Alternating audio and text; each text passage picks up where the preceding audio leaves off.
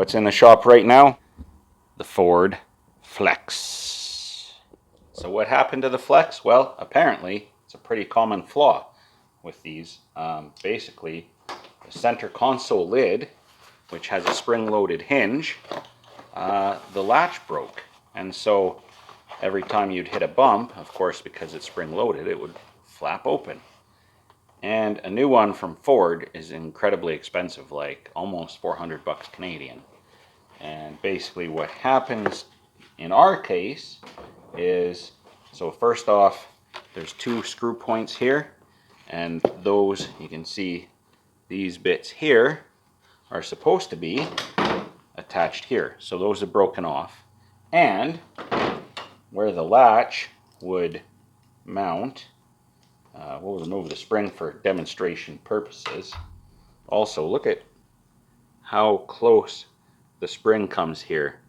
Just that little bit of plastic, that's all that holds the spring in, so often that wears out. That's a common fault point. But in our case, the little brackets that would retain this shaft broke off. So it just kind of flaps there. They're gone. How this is held on is basically, again, that spring-loaded hinge bolts on here. Now the other end, I'll show you in a minute, you can't get to all the screws. So even though the new one comes with, I mean you could, but you have to take apart half the console. So it's take apart the console or take apart the lid, your choice. I chose lid, I think it's easier. Let's take a look at the new part. So Amazon to the rescue, actually sorry, eBay to the rescue. This is obviously a knockoff part, but you know, it was 120 bucks Canadian. So I don't know, if I put the two together, pretty hard pressed to tell the difference. I mean, maybe the texture on the plastic isn't quite as nice as this one. Really, I could swap this part over anyway. Nothing stopping me. And you know, the hardware is a little different, like there's small detail differences, but for the most part, I guess maybe the leather work's not quite as nice on the replacement part, you know, the stitching and whatnot. But for the price difference, I just don't care. I just don't care. I'm gonna pop this thing in.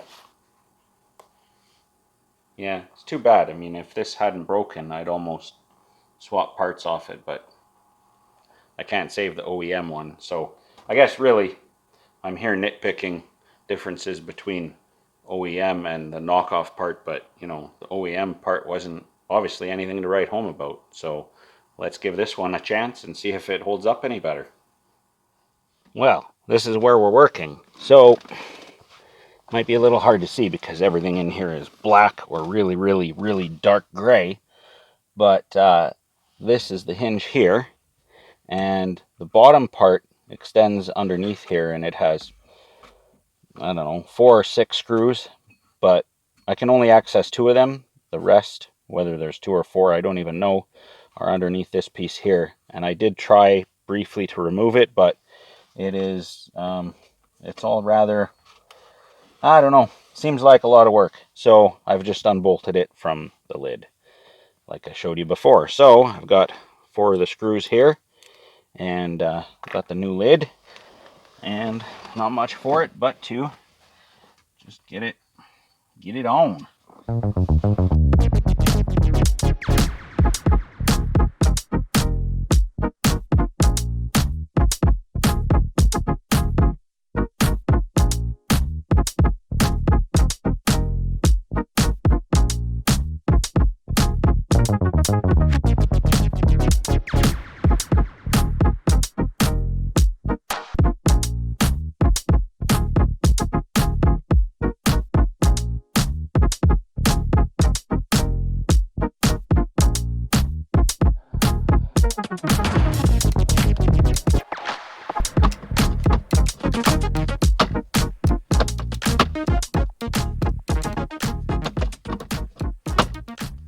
slam it a little bit. I think the rubber is a bit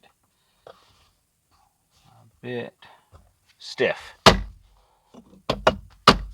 But it's getting better.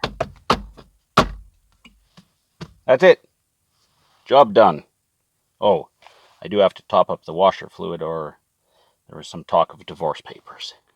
Well, I can't fill the washer fluid yet because of Mr. Lawson there. I mean, I could kick him off, but that's not cool. So while we're waiting, I think for no particularly good reason, it's John's sorting time.